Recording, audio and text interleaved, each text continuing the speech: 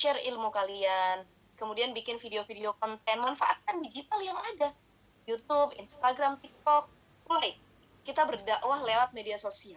Karena dakwah itu bukan hanya buat orang-orang yang katakan ustadz, ustazah atau ulama saja, siapapun yang sudah belajar, dia tahu dia boleh untuk berdakwah. Dengan catatan ada keinginan untuk terus belajar, bukan stuck pada kemampuan diri yang dia merasa sudah cukup. Kita nggak boleh pernah merasa cukup, teman-teman. Ya, siapapun kita, sepintar apapun kita, sehebat apapun kita, secerdas apapun diri kita, sesungguhnya keahlian dan kelebihan yang kita miliki dalam diri kita itu takarannya hanya seperti buih di lautan yang tidak ada apa-apanya di mata Allah Subhanahu wa Ta'ala. Jadi kalau kita sombong terhadap kecantikan, terhadap kepintaran, kecerdasan, harta, kelebihan atau maziah apapun yang kita miliki, kalau sudah Allah cabut titipan kelebihan tersebut, kita tidak bernilai sedikit pun sebagai hamba Allah.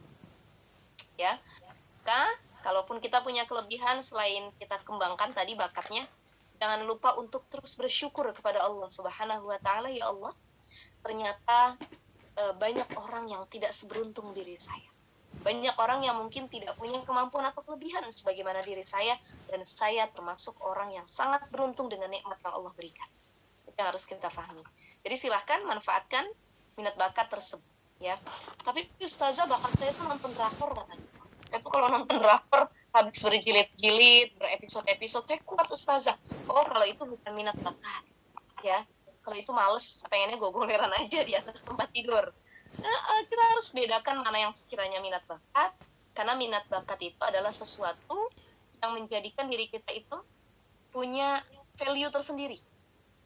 Ya, ketika kita mampu mengembangkan minat bakat kita dalam diri seorang muslimah, maka itu akan menghadirkan value tertentu, nilai yang luar biasa dalam diri kita.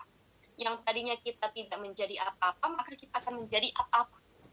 Yang tadinya kita bukan siapa-siapa, tapi kita akan dikenal oleh siapa-siapa. Karena apa? Karena kita mampu mengolah bakat minat yang ada dalam diri kita, dan bulan Ramadan adalah bulan yang sangat tepat untuk mengolah hal tersebut. Karena Allah kasih peluang kita lebih banyak di bulan suci Ramadan. Orang yang memanfaatkan minat bakatnya dengan maksimal, dia nggak akan lagi ngerasain haus, lapar, lemas berpuasa, pengen buka, kemudian pengen ngomongin orang, pengen melihat hal-hal yang negatif. Kenapa? Karena semua sudah dia salurkan kepada minat dan bakatnya yang positif. Yang kedua, apa prinsip kita? Ketika kita beramal, bekerja, ataupun melakukan sesuatu, kita bisa bekerja sebagai freelance. Ya, jadi lakukan hal apapun selama itu baik di bulan suci Ramadan. Saya bekerja ustazah dalam satu instansi, tapi saya juga aktif di masjid. Saya ikut ngebantu bikin takjil. Walaupun itu nggak digaji, ya nggak apa-apa. Kalaupun digaji, alhamdulillah. Saya bantu beres-beres masjid. Saya bantu nyiapin tarawih. Saya bantu ngajarin Quran. Ketika bulan Ramadan itu kan bentuk-bentuk amalan-amalan freelance yang menjadi tambahan kita di bulan suci Ramadan. Ya, maka kalaupun kita bekerja untuk menjadi produktif nih, saya yakin teman-teman semua di sini juga banyak yang berkarir ya, bekerja di luar rumah, yang punya kesibukan tersendiri. Ketika kita bekerja atau melakukan satu amalan agar itu bernilai positif dan optimal ya, maka selain kita harus bekerja sebagai freelance, cari tambahan lainnya untuk kita lebih produktif menjalankan Ramadan, kita juga harus optimal dalam mengerjakan hal tersebut. Nah, untuk mencapai pekerjaan atau amalan yang optimal, ini dalam Al-Quran disebutkan, fa'ita farokta fansok. Kalau kamu sudah kelar dengan satu hal atau satu amalan, satu pekerjaan, baru engkau lakukan pekerjaan yang lain. Ini seperti banyak yang nanya, contoh dalam masalah menikah. Ustazah, saya ini masih kuliah, masih jadi mahasiswa, mahasiswi, tapi saya pengen nikah. Bagaimana ustazah? Ini banyak sekali yang DM saya. Saya bilang harusnya nggak usah tanya ke saya. Yang tahu bagaimananya kuat atau tidak menjalaninya itu pribadi kita. Mungkin kalau nanya ke saya bilang silahkan lakukan keduanya, menurut saya mampu. Karena saya juga dulu punya pengalaman demikian. Tapi kalau saya kasih masukan itu kepada yang lain, ternyata dia sudah jalani, ternyata tidak mampu, dia bilang, aduh gimana sih ini Ustazah Syifa kasih masukan suruh nikah sambil kuliah, tapi ternyata ini berat. Loh, makanya saya nggak pengen bilang silahkan lakukan keduanya. Saya cuma ingin sampaikan sebagaimana yang dikatakan dalam Al-Quran, فَإِذَا فَرَغْتَ فَانْصَبْ. Kalau kamu sudah kelar dengan satu hal, kamu sudah fokus terhadap satu hal, dan satu hal itu sudah kelar, baru kamu lanjutkan kepada hal yang lain. Sekarang Anda kuliah, jadi mahasiswa, mahasiswi, pengen nikah ustazah. Oke, kalau kamu merasa tidak sanggup kuliah sambil menikah, kelarin dulu kuliahnya. Ambil prestasi sebanyak-banyaknya. Kalau sudah kelar kuliahnya, silahkan mau nikah langsung pun boleh. Ya, tapi ustazah saya mampu kok kuliah sambil nikah. Itu oke, silahkan. Lanjut. Jalan langsung. Ya. Tapi jangan sampai jadi penyesalan karena kita butuh effort yang luar biasa teman-teman untuk menjalankan dua hal dalam satu waktu. Jadi ibu, jadi istri, jadi mahasiswi. Itu perjuangannya harus maksimal. Belum bikin tesis, belum bikin skripsi, belum bikin makalah, presentasi, bikin tugas, kemudian ada tugas-tugas lainnya di luar kampus, terus kita harus nyuci baju suami, nyetrika baju suami, ngurusin anak. Ini dua hal yang kalau ditanya harus disandingkan atau tidak, yang tahu jawabannya adalah diri kita sendiri. Tapi kita harus ingat terus kepada ayat ini yang menjadi prinsip, فَإِذَا فَرَغْتَ فَانْصَبْ. Kita disuruh untuk jadi orang yang produktif, bukan orang sibuk. Beda sibuk sama produktif. Mohon maaf teman-teman, mohon doa mudah-mudahan batuk saya cepat hilang, ini sudah 2 minggu ya. Mudah-mudahan sehat walafiat kita semua. Apa bedanya orang sibuk dengan produktif? Kalau orang sibuk itu semua hal dia lakukan, tapi ternyata tidak menjadikan dirinya lebih baik lagi. Contoh gini, kita jadi seorang istri, jadi seorang ibu, ya, jadi seorang pekerja, jadi guru juga, jadi ini, itu, dan lain sebagainya. Semua hal kita kerjain, tapi kita merasa nol, kosong. Karena yang kita kerjakan yang penting sibuk, yang penting kelar, tetapi tidak memberikan efek manfaat sedikit pun bagi diri kita. Itu sibuk namanya. Tapi yang kedua ada orang produktif. Produktif ini nggak semua dia lakukan. Cukup 1-2 hal atau maksimal 3 hal yang dia lakukan, tapi dia fokus di dalamnya, sehingga ini akan terus melahirkan manfaat-manfaat yang akan datang. Jadi tinggal pilih mau jadi orang yang produktif atau orang yang sibuk. Kalau sekedar sibuk, maka itu tidak bisa memberikan hal manfaat lainnya kepada kita, ya. Tapi kalau jadi orang produktif, biarpun hanya satu hal yang sedang kita fokusi, tapi kita fokus, jalankan terus, ya, kelola hal tersebut, maka itu menjadikan diri kita orang yang akan memberikan manfaat lebih banyak lagi, bukan hanya buat diri kita, tapi buat orang-orang di sekitar kita. Nah, ketiga, prinsip untuk produktif di bulan Ramadan, kita harus pintar berinovasi. Tadi yang pertama adalah mengembangkan minat dan bakat kita. Yang kedua adalah kita bisa mencari pekerjaan freelance. Kalaupun kita Ramadan ternyata libur nih, baik kerjaan kita ataupun yang lainnya, dan kalau misalkan saya diem aja di rumah, ustazah saya nggak punya kegiatan apapun, saya nggak punya pekerjaan freelance, dikhawatirkan banyak maksiatnya. Karena orang, kata Imam Syafi'i, maksiat atau tidaknya seseorang itu tergantung dengan kesibukan yang dia lakukan.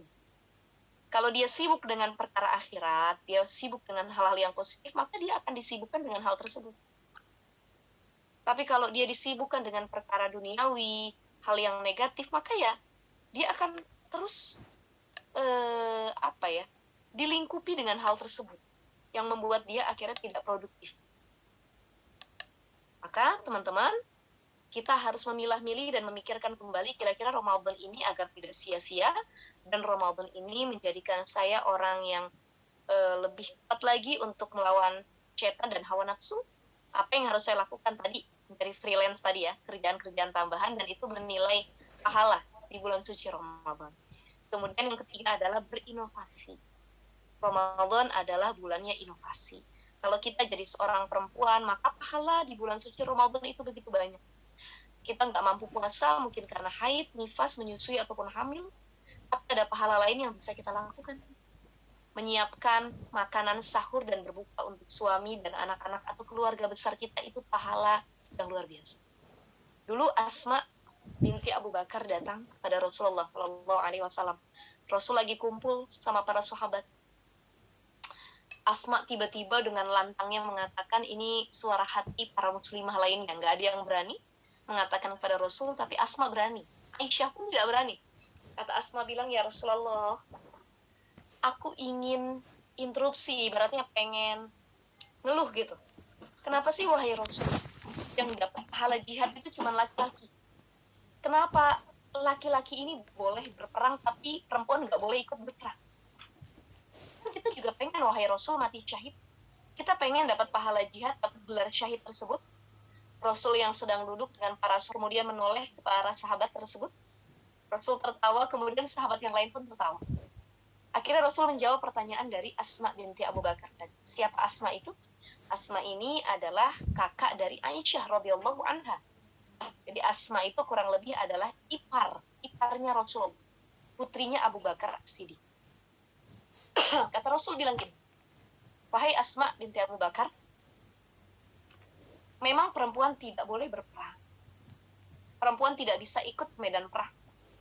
Tetapi jangan salah sangka.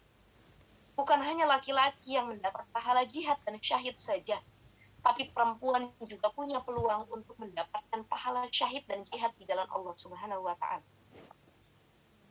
Ya. Kenapa? Kata Rasul, karena pahala jihad dan syahid bisa didapatkan oleh perempuan ketika dia berada di dalam rumahnya. Ketika dia mampu menjadi seorang istri yang taat, ketika dia mampu menjadi madrasatul ula, sekolah terbaik bagi anak-anaknya, ketika dia mampu menjadi bintun solihah, putra kebanggaan bagi kedua orang tuanya, inilah pahala syahid yang akan dia dapatkan sebagaimana orang berperang di medan perang. Kata Rasulullah. Maka wahai Asma, baktimu kepada suamimu, menyiapkan makanan, menyiapkan pakaian, mengurus rumah tangga, atau mengurus anak-anakmu, andai kata wafat, maka wafatmu pun syahid. Perempuan dikatakan syahid juga ketika dia melahirkan, dia wafat. The struggle of life, berjuang demi hidup. Antara hidup dan mati seorang perempuan itu mengalami ketika fase melahirkan. Ternyata wafat, maka wafatnya pun bernilai syahid atau bernilai jihad di jalan Allah Subhanahu wa taala. Ya. Maka ini yang bisa kita lakukan. Wahai kaum perempuan, di bulan Ramadan adalah bulan yang memupuk pahala, terutama buat seorang muslimah. Kita membahagiakan hati suami, anak dengan memberikan makanan terbaik. Makanya muslimah yang produktif itu masuk bulan suci Ramadan, dia langsung searching, langsung dikumpulkan, punya pembukuan, planning, kira-kira hari pertama masak apa, sahur apa, buka apa, hari kedua apa, hari ketiga apa. Oke, Sabtu Minggu makan di luar, ditraktir suami. Tapi dari Senin sampai Jumat, kita harus punya perhitungan, kira-kira menu apa yang menjadikan keluarga kita lebih semangat untuk berbuka maupun sahur. Dan itu semua pionirnya adalah seorang ibu ataupun perempuan. Ya, banyak sekali pahalanya. Jadi jangan takut bagi yang haid, bagi yang nifas, dengan melayani pasangan, melayani anak kita, menyiapkan makan, berzikir, mendengarkan tausiah, ikut kajian, itu salah satu hal yang bisa menambah produktivitas kita sebagai seorang muslimah yang ibadah di bulan suci Ramadan.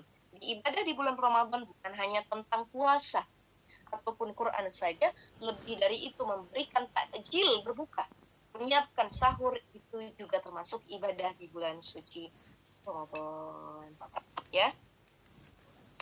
Jadi, maka kenapa orang yang masuk bulan Ramadan mereka banyak yang kurang produktif? Karena tidak adanya self awareness, kesadaran diri dalam hati dan pikirannya bahwa ternyata dia harus punya prinsip yang tadi dalam menjalani Ramadan. Harus berinovasi, harus mencari pekerjaan-pekerjaan freelance yang kira-kira mengisi waktu luangnya untuk tidak bermaksiat, dan kemudian dia harus memanfaatkan bakat dan minatnya. Oke, di awal Ramadan, teman-teman semua silahkan masak sebanyak-banyaknya, seenak-enaknya, ya. Yang belum nikah juga terus latihan masak, biar nanti nggak kaget kalau udah punya suami, tiba-tiba ya kita cuma bisa masak tempe doang, goreng telur doang, masak mie saja. Kan kaget juga suaminya, kesian tiap hari dimasakin Indomie aja sama telur gitu ya. Takutnya sakit lambung juga. Maka belajar dari sekarang. Mumpung masih single, terus berlatih, terus belajar bagaimana menjadi ibu yang baik. Terus kasih asupan diri dan hati kita ilmu-ilmu yang luar biasa, bagaimana menjadi seorang istri, bagaimana menjadi seorang ibu, ya, bagaimana menjadi seorang anak yang baik. Terus kita lakukan hal tersebut agar waktu kita lebih produktif dalam menjalani ibadah di bulan suci Ramadan, dan terus hadirkan awareness tadi ya, kesadaran yang lebih baik lagi bahwa kita di bulan Ramadan tidak boleh menyia-nyiakan waktu tersebut. Sebab apa? Sebab Ramadan kita tidak dapati setiap bulannya. Maka kebiasaan para sahabat adalah kalau sebelum bulan Ramadan, 6 bulan sebelum memasuki bulan Ramadan, sahabat itu terus berdoa kepada Allah, sebagaimana doa yang sering kita baca. Allahumma barik lana fi Rajaba wa Sya'bana wa ballighna Ramadan. Ini doa yang sering dibaca oleh para sahabat. Lepas Ramadan, para sahabat itu kerjaannya adalah muhasabah diri. Untuk apa? Bermuhasabah terkait Ramadan yang telah ditinggalkan kemarin, kira-kira lebih banyak amal ibadah atau maksiat di dalamnya. Sudah menjadikan dirinya orang yang bertakwa atau tidak. Nah, ini hal-hal yang dilakukan oleh para sahabat, termasuk untuk menahan lisan kita, karena Ramadan akan menjadi Ramadan yang tidak produktif tatkala kita salah dalam berucap atau menggunakan lisan kita. Ada menarik sekali teman-teman, sebelum saya akhiri, Abu Bakar As-Siddiq dengan Umar bin Khattab itu punya kebiasaan unik. Mereka itu takut sekali berbicara menyakiti orang lain ataupun bergibah. Akhirnya apa yang dilakukan? Kebiasaan Abu Bakar As-Siddiq adalah sehari-hari dia mengulum atau mengemut batu di mulutnya. Ya, dan dia keluarkan batu itu kalau cuma sholat, sedang mengaji, baca Quran, zikir, berbicara dengan Rasul dan para sahabat, atau berbicara tentang hal yang manfaat. Tapi kalau selebihnya, beliau mengulum atau mengemut batu di mulutnya. Sampai Abu Bakar Siddiq itu berdoa, ya laitani kuntu akhrusu illa an dzikrillah. Ya Allah, aku berharap lisanku ini bisu, kecuali dalam mengingat Allah, dalam berzikir kepada Allah, saking takutnya buat dosa ketika dia punya lisan yang masih sehat ini. Jadi nanti boleh teman-teman, kalau selepas bulan Ramadan, kalau Ramadan jangan ngemut batu ya, apalagi ngemut permen. Kenapa? Biar nggak ngomongin orang ngemut permen. Nah, itu batal puasanya. Nanti setelah bulan suci Ramadan, boleh kita kebiasaan itu kita masukkan batu kecil di mulut kita. Jadi kalau ada yang ngajak gibah, tinggal kita jawab, ada batu di dalamnya. Jadi kita nggak bisa untuk bergibah, namimah, ataupun melakukan hal-hal yang sekiranya merusak amalan kita. Insya Allah teman-teman, mudah-mudahan bulan Ramadan menjadi bulan yang bukan hanya kita temui di tahun ini saja, tapi insya Allah next tahun-tahun yang akan datang kita akan temui lagi bulan suci Ramadan ini. Mudah-mudahan di bulan Ramadan ini pun kita menjadi pribadi yang lebih baik lagi. Puasa kita laksana kupu-kupu, bukan laksana ular. Karena ular ketika dia berganti kulit, dia berpuasa untuk tidak makan. Saat dia sudah berpuasa, selesai, dia berganti kulit, maka ular akan menjadi pribadi yang lebih puas lagi. Padahal setelah dia berpuasa. Sedangkan kupu-kupu dalam lagu yang viral dulu ketika kita masih kecil, telur-telur, ular-ular, kepompong, kupu-kupu. Nggak usah dilanjut akhirnya ya. Ini kupu-kupu sebelum menjadi kupu-kupu yang indah dengan sayapnya yang berwarna-warni, dia awalnya menjadi telur. Telur, ulat, kepompong berubah menjadi kupu-kupu. Maka orang yang berpuasa di bulan suci Ramadan, pilihannya ada dua. Apakah dia akan berpuasa layaknya kupu-kupu atau akan berpuasa layaknya ular? Ular setelah berpuasa menjadi pribadi yang lebih puas, menyakiti orang-orang atau hewan-hewan lain di sekitarnya. Tapi kupu-kupu setelah dia berpuasa, dia menjadi sosok yang semakin indah dan dikagumi oleh siapapun yang melihatnya, baik dengan sayapnya, warnanya, ataupun yang lainnya. Maka pilih yang mana? Apakah selepas Ramadan kita akan menjadi kupu-kupu yang indah? Sebab akhlak kita semakin bagus, ibadah kita semakin meningkat, kedekatan kita kepada Allah semakin baik. Itulah puasa memberikan impact yang luar biasa untuk kita menjadi bagaikan kupu-kupu indahnya. Tapi kalau ada orang selepas Ramadan sedekahnya makin pelit, gibahnya makin lancar, ya, kemudian lagi sholatnya makin bolong-bolong, makin ditinggalkan, amalan-amalannya pun makin tidak dikerjakan, pribadinya menjadi lebih buruk lagi, makin menyakiti orang-orang di sekitar, maka kurang lebih puasa dia itu berimpact bagaikan ular yang semakin dia puasa semakin buas dan menyakiti orang-orang di sekitarnya. Insya Allah mudah-mudahan kita seperti kupu-kupu, puasa kita di tahun ini dan tahun-tahun yang akan datang. Terima kasih, mungkin akan saya kembalikan kepada moderator, silahkan. Masya Allah, luar biasa sekali tadi dari Ustazah Syifa ya. Jangan sampai kita puasanya seperti ular nih teman-teman sahabat Bina, tapi harus jadi seperti kupu-kupu yang akhirnya indah, Masya Allah. Insya Allah nanti akan ada sesi tanya jawab, Ustazah boleh ya? Silahkan. Untuk sahabat Bina yang ingin bertanya, diutamakan yang raise hand terlebih dahulu ya. Mangga kepada yang ingin bertanya, boleh raise hand.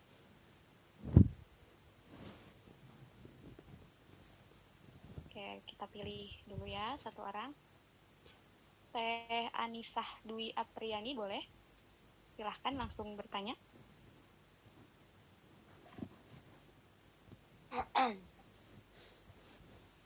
Assalamualaikum, Ustazah. Waalaikumsalam warahmatullahi wabarakatuh. Saya Nisa dari Majalengka. Saya ingin bertanya, Ustazah, perihal pernah mendengar sebelumnya kalau misalkan wanita gitu di hari Ramadan itu dia haid gitu. Terus ada tuh sedikit kekecewaan. Kok saya haid sih gitu kan, saya kan lagi pengen banget berjuang Ramadan gitu ya Ustazah. Nah terus apakah di situ ada atau hadis yang menyertakan bahwa sama seperti pahala yang saum, yang siam, atau memang di hal lain pahalanya gitu? Terima kasih. Ya. Itu aja. Ya, waalaikumsalam. Saya langsung jawab ya, Mbak Tesonia ya. Ya, waalaikumsalam warahmatullahi wabarakatuh. Ketika ada seorang muslimah, dia pengen nih full ibadah di bulan suci Ramadan, baik tarawihnya dia ikut, sahurnya dia ikut, bukanya juga ikut, sampai puasanya juga full ya. Tapi kan itulah salah satu kelebihan seorang perempuan Allah kasih. Kita dikasih dispensasi, dikasih rukhsah, ya, rukhsah untuk istirahat nih dalam beribadah. Karena Allah tahu beban perempuan itu luar biasa. Dari mulai ngurus anak, suami, dan lain sebagainya, maka ada fase haid disebutnya. Lalu ada nggak hadis yang sekiranya amalan lain yang bisa kita lakukan dan itu bernilai pahala puasa? Nah, yang saya tekankan lagi, teteh-teteh semuanya, bahwa Ramadan itu sekali lagi bukan hanya syahrul siyam, bukan hanya bulannya berpuasa, tapi juga syahrul sodaqoh, bulannya bersedekah. Syahrul Quran, bulannya Quran. Oke, Quran, kita baca Quran kita nggak bisa lagi haid. Puasa kita nggak bisa, tapi sedekah kita bisa. Itu juga amalan yang pahalanya besar sebagaimana puasa di bulan suci Ramadan. Dulu sahabat pernah ditanya sama Rasulullah pernah ditanya oleh sahabat, ya Rasulullah, ayus sedekati afdal, sedekah apa yang paling utama wahai Rasul? Maka Rasul mengatakan sedekatun fi Ramadan, bersedekah pada bulan suci Ramadan. Bahkan ada satu juga amalan yang Rasulullah lakukan, ya, kalau dalam kitab Nihayatul Zain itu disebutkan Ramadan itu kita diperintah tadi untuk liiktaris sedekah, memperbanyak sedekah. Li'annahu sallallahu alaihi wasallam kana ajwadu ma yakunu fi Ramadan. Rasul itu adalah orang yang paling dermawan kalau masuk bulan suci Ramadan. Jadi kalau kita haid, kita nifas, kemudian kita nggak bisa tarawih, itikaf, kita nggak bisa puasa, kita nggak bisa baca Quran, ada amalan lain yang bisa kita lakukan, bersedekah, berbagi kepada sesama, menyiapkan takjil, itu kan berbagi juga, ya, memberikan makan kepada fakir miskin dan lain sebagainya, itu juga bentuk pahala yang bernilai sejajar dengan orang-orang yang berpuasa, ya, seperti itu. Dan jangan lupa di bulan Ramadan ini kita juga harus banyak berdoa. Jadi kalau yang lagi haid, ini suka banyak yang nanya sama saya gitu, Ustazah, saya tuh pengen 30 hari itu full Ramadan, nggak kepotong sama haid, boleh nggak saya minum Premolud atau obat penunda haid? Jadi kalau kita haji ataupun umroh itu kan banyak yang minum Premolud namanya, obat penunda haid ya, biar ihram kita sempurna, biar umroh dan haji kita tidak tertunda, karena kan susah tuh kalau kesana lagi, ya apalagi kesiapan finansialnya tuh uangnya harus banyak, maka banyak yang akhirnya minum obat penunda haid. Nah kalau Ramadan, Ustazah boleh nggak minum obat penunda haid? Maka saya katakan silahkan saja, Islam nggak pernah melarang untuk minum obat penunda haid kalau kita mau 30 hari full Ramadan.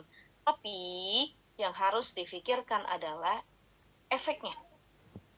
Karena obat penunda haid itu obat keras. kita harusnya fitrah kita tuh memang dikasih haid. Kenapa sih harus kita potong-potong haidnya, harus ditunda gitu? Karena Allah kasih fitrah itu pasti ada hikmah di dalamnya. Jangan kita menganggap kok laki-laki bisa 30 hari full, kok saya potong haid harus bayar qadha dan lain sebagainya. Itulah bentuk cinta Allah kepada kita. Ya, maka jangan pernah menyalahi fitrah atau haid tersebut. Ya udah jalanin, kalau keluar haid nggak apa-apa. Ya, harus kita qadha, ya sudah, kita qadha. Karena kalau efeknya kalau diminum terus-menerus, itu kalau dari sisi medis, obat penunda haid itu baik dari bentuk suntik maupun pil, itu bisa membuat rahim kering. Saya pernah ngobrol dulu sama dokter kandungan gitu ya. Jadi minum obat penunda haid pun nggak boleh sering-sering. Maka kalau umroh itu bagus sih dari waktu-waktu di mana kita bukan tanggalnya haid, itu lebih bagus tuh untuk perhitungannya, gitu ya. Jadi jangan galau dan jangan sampai melakukan hal yang pokoknya saya harus 30 hari full, ya. Ibadah kita bukan hanya puasa, tapi tadi melakukan kebaikan, berbagi dengan orang lain, berzikir dan berdoa. Apa doanya yang harus kita dawamkan ketika di bulan suci Ramadan? Ini doa yang diajarkan oleh Rasulullah SAW. Allahumma innaka afuwun karim, tuhibbul afwa fa'fu anni ya karim. Atau kalau kita bareng-bareng, Allahumma innaka afuwun karim, tuhibbul afwa fa'fu anna ya karim, gitu ya. Kita minta diampuni dosa, dimaafkan, dan doa ini harus sering kita dawamkan. Kalaupun kita nggak puasa, lagi haid, banyakin doa ini, gitu ya. Baik. Baik Ustazah, betul. Insya Allah semoga terjawab ya Teh. Alhamdulillah nih Ustazah sudah bergabung 293 orang sahabat Bina. Masya Allah, Masya Allah. Insya Allah kita masih ada waktu sampai 10.30 untuk tanya jawab. Jadi dari yang Q&A dulu ya Ustazah ya, sebelum ke teman-teman yang raise hand. Boleh dibantu untuk ke atas operator Q&A-nya. Ya, nah ini. Dari Alifah Sri Wahyuni. Katanya nih Ustazah berkaitan dengan tadi kan minat bakat. Bagaimana cara menemukan potensi terbaik atau cara meningkatkan produktivitas? Karena kadang semangatnya tuh hanya di awal katanya gitu Ustazah. Mungkin juga banyak sahabat Bina yang masih bingung nih, aduh aku minat bakatnya di mana gitu. Mungkin dari Ustazah ada tipsnya untuk menemukan potensi terbaik dalam diri kita gitu. Ya. Kita tahu minat bakat kita tuh di mana, itu ketika kita bisa masuk di satu perkumpulan, organisasi ataupun circle tertentu. Ya, misal kita masuk di satu kelompok yang mereka itu orangnya tuh suka sholawatan, suaranya bagus. Kita ikutan dan kita nih sebenarnya punya potensi tersebut. Ketika kita gabung kok asik ya, kok makin meningkat semangat saya, dan ternyata ada masukan dari orang lain. Jadi untuk menemukan potensi terkait minat bakat kita juga perlu masukan dan saran dari orang-orang sekitar. Maka jangan pernah menyepelekan saran tersebut. Misal gini, kita bingung, aduh saya ini lebih bakat di mana ya, menulis, membuat puisi, bikin novel, cerpen, atau tulisan-tulisan ilmiah dan lain sebagainya. Nah, kita tulis dulu karya tersebut, nanti kita kasih ke orang lain untuk sekiranya menilai apa yang sudah kita lakukan. Mereka akan mulai memberi nasihat dan arahan gini, wah kamu nih kayaknya lebih cocok nulis novel, karena asik loh tulisan kamu nih, gitu. Tapi kalau karya ilmiah kayaknya kurang cocok, banyak sekali kamu yang kurang tepat dan lain sebagainya. Maka lakukan dulu, untuk menggali potensi itu lakukan dulu hal yang sekiranya tuh kita lagi ada semangat melakukan tersebut, bikin karya tersebut, inovasi tersebut, baru minta orang lain untuk menilai. Misal bakat kita itu dibikin kue, baking. Oke, perempuan ini kan ada yang bakat, ada yang enggak nih bikin kue. Ketika dia coba bikin, walaupun sebenarnya dia tuh bikin bukan karena kemauan, tapi karena pengen nyari hatinya calon mertua atau si doi yang lagi PDKT sama dia, lagi ta'aruf, kemudian ya udahlah saya nggak pernah masak, nggak pernah nyentuh dapur, tiba-tiba dia bikin kue, bikin masakan, dia coba. Ketika dia kirim, otomatis kan ada respon nih dari orang yang mencoba hasil karyanya, masakan ataupun yang lainnya, kemudian akan disampaikan, oh kayaknya kamu bakat nih, kamu bakat deh bikin kue, kamu bakat deh masak. Jadi butuh ada ekspresi dulu, butuh ada hasil dulu, baru kita sampaikan ke orang lain, nanti orang lain itu bisa menilai dan kasih masukan. Kayaknya kamu bagusnya di bidang ini deh, kayaknya lebih cocok gitu. Nah itu untuk melihat potensi kita tuh gimana. Yang kedua, kita harus punya orang-orang yang tepat juga untuk memberi saran dan nasihat. Jangan sembarangan orang kita terima sarannya juga gitu ya, kan nggak semua orang gitu. Maka guru dan orang tua itu menjadi pilar yang tepat dalam memberikan nasihat serta masukan. Kita datang ke guru.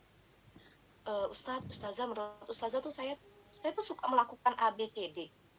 Ya, begini hasil saya, kira-kira yang mana ya? Baru nanti guru ataupun orang tua kita memberikan nasihat. Kalau sudah tahu potensi yang kita punya, maka terus digali dengan masuk ke circle yang sekiranya terus menambah semangat kita untuk melakukan hal tersebut. Misal tadi, kita pintar melukis, cari circle yang memang mereka orangnya suka melukis. Kita suka menghafal Quran, cari circle yang mereka semua para penghafal Quran. Kita suka berdagang, cari circle yang mereka bisa saling memberi saran terkait gimana sih dagang yang baik, gimana sih untuk adanya pertumbuhan dalam berdagang dan lain sebagainya. Itu kan bisa kita lakukan, ya. Jadi kalau sudah kenal potensi, dapat saran dari orang lain, baru untuk istiqomahnya adalah mencari circle yang bisa mendukung bakat dan minat kita, ya. Masya Allah, semoga terjawab ya tadi kita. Sekarang kita buka lagi pertanyaan untuk yang raise hand. Teh Siti Aisyah, boleh?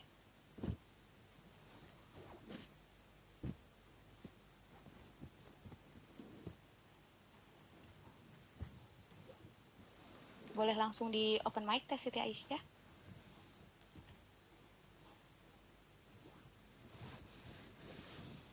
Assalamualaikum Ustazah. Assalamualaikum warahmatullahi wabarakatuh. Maaf sebelumnya, apakah suara saya terdengar jelas Ustazah? Aman. Ustazah, saya mau bertanya. Tadi kan tentang gibah. Para akhwat khususnya itu kan nggak bisa jauh dari gibah gitu kan.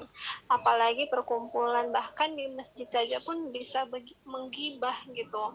Nah, tips dari Ustazah tadi kan kita ngemut batu gitu ya, Ustazah, supaya kita nggak bisa ikut gibah juga gitu kan. Tapi kan kita juga mendengarkan, Ustazah, itu bagaimana hukumnya? Baik, terkait dengan gibah, Masya Allah, saya yakin ini kegalauan kita semua, terutama perempuan ya. Perempuan ini ahli gibah banget terkait gibah. Walaupun tidak menutup kemungkinan laki-laki pun orang yang suka gibah juga gitu ya. Tapi memang perempuan lebih ekstrim gibahnya dibanding laki-laki gitu. Terkadang kalau kita lagi gibahin orang, yang kita omongin datang tiba-tiba orangnya langsung ganti topik. Iya kemarin gimana? Nah ini seringkali dilakukan di masjid, ya di majelis taklim atau di tempat-tempat liko kajian, kan hilang pahala kita sebab pahala kita sudah diberikan kepada orang yang kita gibahi. Maka tadi terkait dengan mengemut batu itu bukan saran saya sih, tapi itu kebiasaan dari Abu Bakar Siddiq, mengemut batu. Jadi beliau cari cara gimana biar mulutnya ini jarang terbuka. Jadi setiap mau ngomong tuh susah sebab ada batu di mulutnya. Ya. Yang kedua adalah kalau kita nggak bisa ngemut batu dan itu terlalu ekstrim buat kita, terlalu apa sih kok ngemut batu? Ya kita ngemut permen. Kalau lagi nggak puasa, atau kalau orang zaman dulu itu biasanya ngemut sirih ya, bikin gigi kuat juga kan, akhirnya susah ngomong. Kalau ngomong juga kelihatan mulutnya bagaimana gitu. Nah itu pintar-pintar kita lah mengkondisikan bagaimana lisan kita sekiranya difilter lebih baik lagi dalam satu keadaan ataupun yang lain. Yang kedua, kalaupun kita nggak ikut gibah kan kedengeran nih sama orang-orang yang lagi pada gibah, maka sebisa mungkin kita tinggalkan tempat tersebut. Jadi gini, Ustazah saya nggak bisa ninggalin tempat itu, jadi mereka gibah di samping saya padahal lagi kajian. Mungkin saya pulang tinggalin kajian. Maka ingatkan, nasihati. Itu cara paling utama dari kita yang harus dilakukan. Kita nasihati, teteh, ya Allah, ngaji loh. Yuk kita juga punya kesalahan. Jangan cuma fokus kepada kesalahan orang lain, tapi kita juga harus fokus dengan kesalahan diri kita. Yuk kita fokus lagi yuk kajiannya. Nah gitu. Kalau sekiranya mereka menerima nasihat kita, mereka diam, tidak melanjutkan gibahnya, berarti berhasil saran dan dakwah. Tapi kalau mereka tetap, bentar, ini tuh seru loh, lagian kamu sih nggak mau ikutan, ini beneran loh, fakta yang tertunda katanya. Ini tuh saya nggak bohong, kenyataan. Kenyataan gitu katanya. Ya sudah, kalau sudah demikian, ternyata nggak bisa dirubah, maka cari tempat posisi yang lain, tempat duduk yang lain yang sekiranya menjauhkan diri kita untuk tidak mendengar gibahan orang tersebut. Kalau masih nggak bisa, Ustazah, ya Allah Ustazah, saya tuh mereka tuh ngomongin orang, ya udah diemin aja. Yang penting kita sudah ada niatan untuk tidak ikut ngomongin orang lain juga, dan kita cukup untuk fokus kepada yang sedang kita lihat. Misalkan lagi dengar kajian, lagi dengar bacaan Quran, fokus ke situ. Tapi kalau lagi tidak mendengar hal tersebut dan kita dalam MGF tadi, Majelis Ghibah Forever yang tadi sedang ada gitu kan, berkumpul, buru-buru tinggalin circle atau tempat tersebut. Cari alasan lah, kira-kira saya pulang duluan ya, saya ada acara atau saya gimana-gimana, karena kita tahu ini roman-romannya sudah mulai memburuk nih, pergibahan udah mulai ekstrim nih kira-kira gitu ya. Udah, langsung lanjut pulang. Itu ya kurang lebih ya, seperti itu ya. Insya Allah semoga terjawab ya. Jadi jangan sampai kita jadi membernya MGF ya, Majelis Ghibah Forever, harus dijauhin. Ini ada beberapa pertanyaan di Q&A Ustazah terkait gimana cara seorang muslimah yang ingin berdakwah tapi mungkin dia itu belum percaya diri atau khawatir dianggapnya itu remeh oleh orang lain gitu Ustazah. Baik, terkait berdakwah, saya ingin sampaikan kepada teman-teman semua, dakwah itu bukan hanya lewat lisan saja. Bukan misalkan kayak saya nih berceramah dari mimbar ke mimbar, dari majelis ke majelis gitu ya. Tapi dakwah juga bisa dengan tulisan. Dakwah bisa dengan status-status yang mengajak kebaikan kepada yang lain, ya, atau dari quotes-quotes yang sering kita share, itu juga bentuk dakwah. Kalau memang ini yang saya ingin sampaikan begini, dakwah itu nggak harus dimimbarkan, nggak harus di majelis taklim masjid besar. Kalau kita nggak punya kapabilitas, kemampuan lebih baik tidak usah. Karena ditakutkan dari ucapan kita salah. Yang kedua, secara ilmu kita belum mumpuni, ya. Yang ketiga, takutnya kesalahan yang kita sampaikan itu menjadi bumerang buat diri kita dan orang lain. Maka saya juga nggak setuju sama orang yang, mohon maaf, punten sekali, ini mungkin jadi reminder juga buat saya, yang dia baru ngomong sedikit, pintar public speaking, tapi sebenarnya secara keilmuan tuh masih jauh sekali. Ya, belajar pun dia otodidak, belajar pun dia tidak langsung dari rujukan referensinya, ya. Secara ilmu atau sorof pun dia nggak bisa baca kitab atau kitab kuning ya, referensi para ulama, memahami tafsir Quran dan lain sebagainya, tapi ujuk-ujuk dia jadi penceramah, ujuk-ujuk dia jadi pendakwah.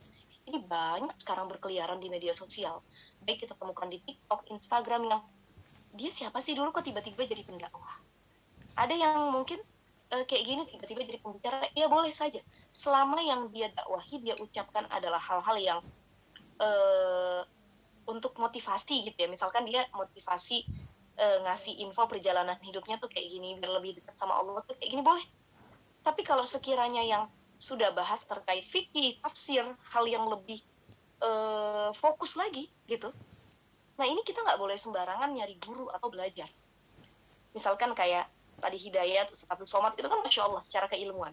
Tapi kita tiru dalam perkara-perkara yang memang harus ada dalil yang sahihnya, kayak fikih, tafsir, kemudian akidah dan lain sebagainya. Tapi kalau sekedar motivasi, it's okay, nggak apa-apa. Kita terima dakwah dari siapapun itu, ya. Karena banyak sekarang orang yang cita-citanya jadi pendakwah, tapi dia tidak berusaha semaksimal mungkin untuk belajar. Nah, memang belajar tidak ada limitnya, tidak ada batas waktunya.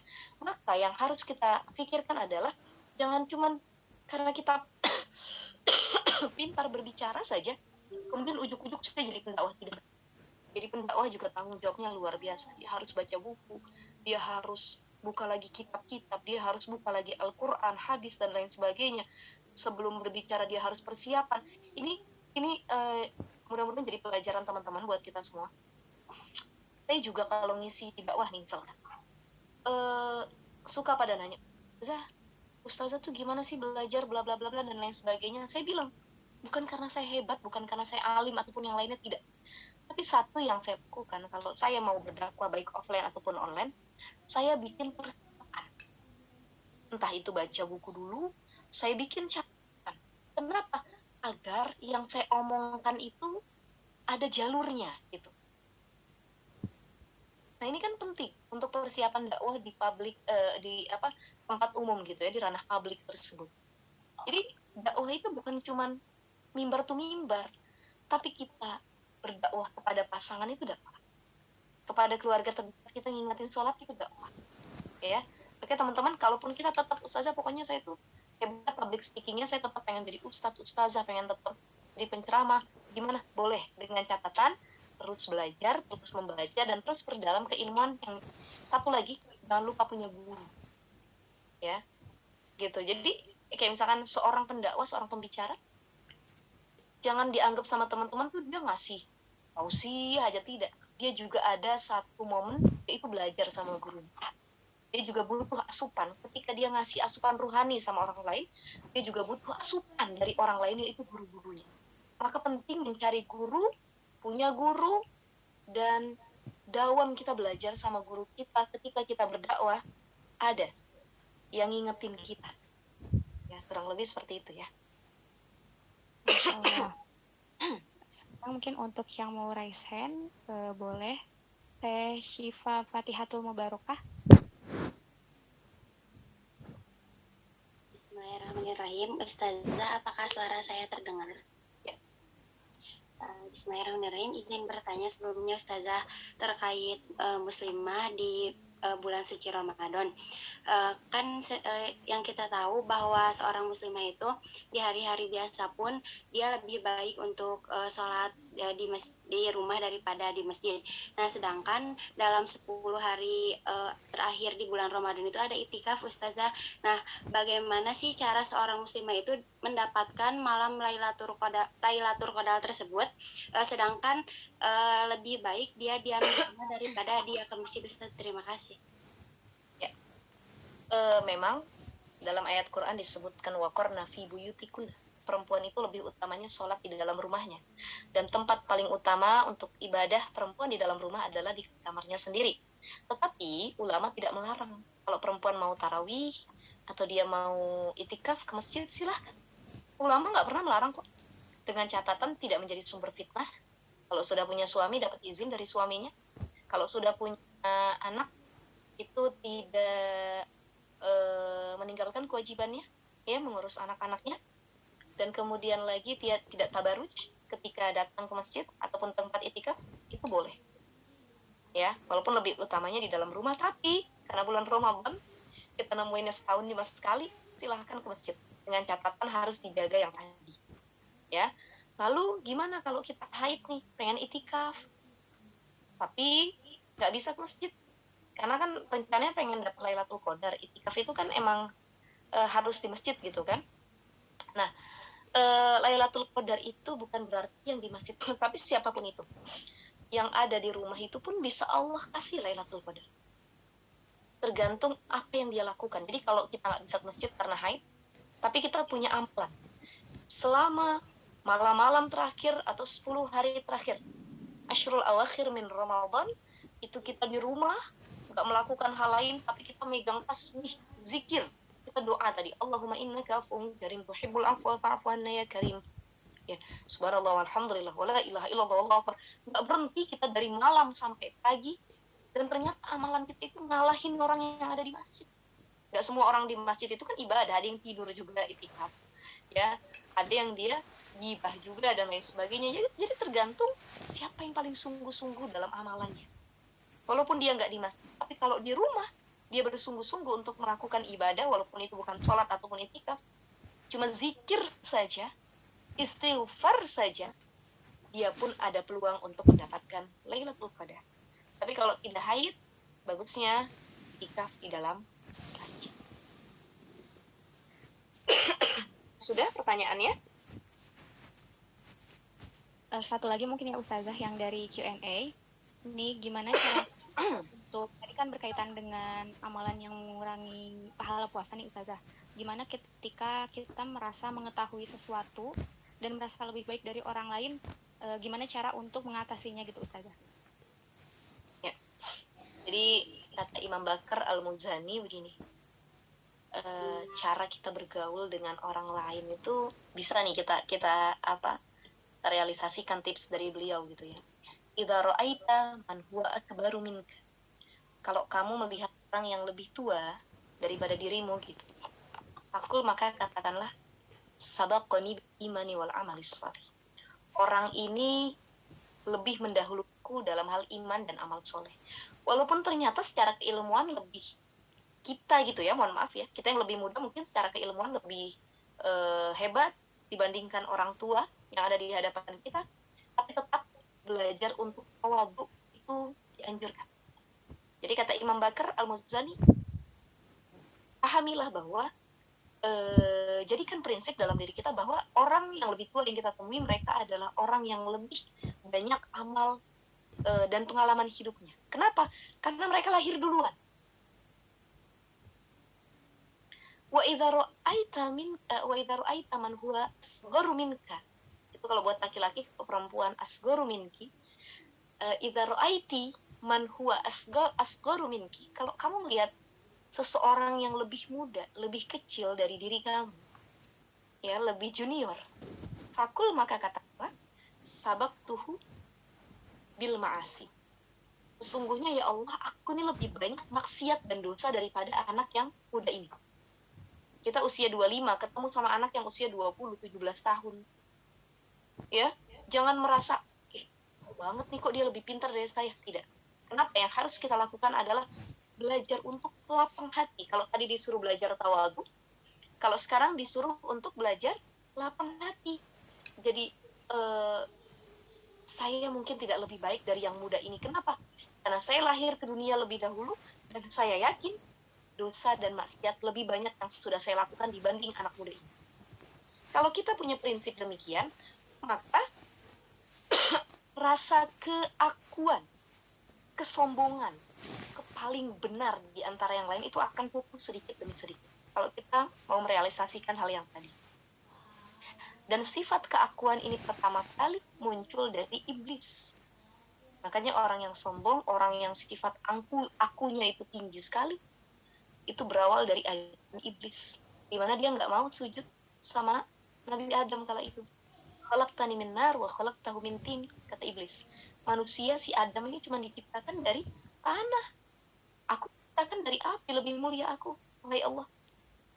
Ya, maka akhirnya iblis bahkan minal zalimin, termasuk golongan yang zalim. Karena beliau sudah melanggar ketentuan dari Allah dan merasa sombong, timbul akunya, padahal dia sama-sama makhluk yang Allah ciptakan. Ya, sujudnya pun bukan maksudnya menyembah kepada Adam, tapi sebagai sujud kepada Allah atas rasa syukur bahwa ada makhluk lain yang punya kelebihan luar biasa Allah kasih. Gitu.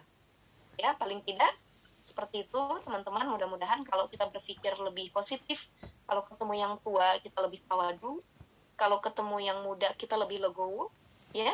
Insya Allah kalau diamalkan, mudah-mudahan kita bisa mengikis sedikit demi sedikit rasa aku ataupun merasa paling benar di antara yang lainnya, gitu ya.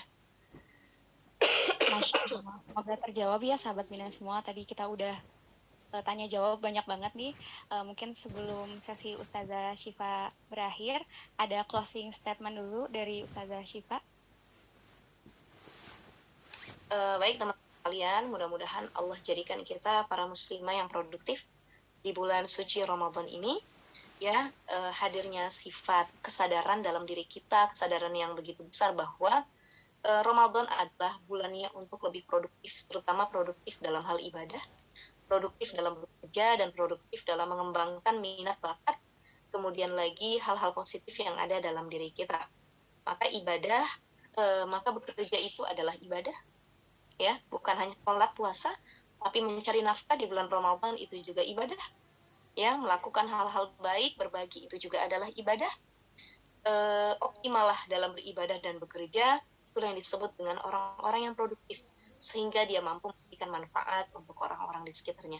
Jangan sia-siakan puasa kita, dan jangan sampai puasa kita hanya menahan lapar dan haus saja, tapi bagaimana pahalanya juga ikut terkumpul di dalamnya, sebab kita sudah memanfaatkan Ramadan dengan sebaik mungkin. Kurang lebih itu.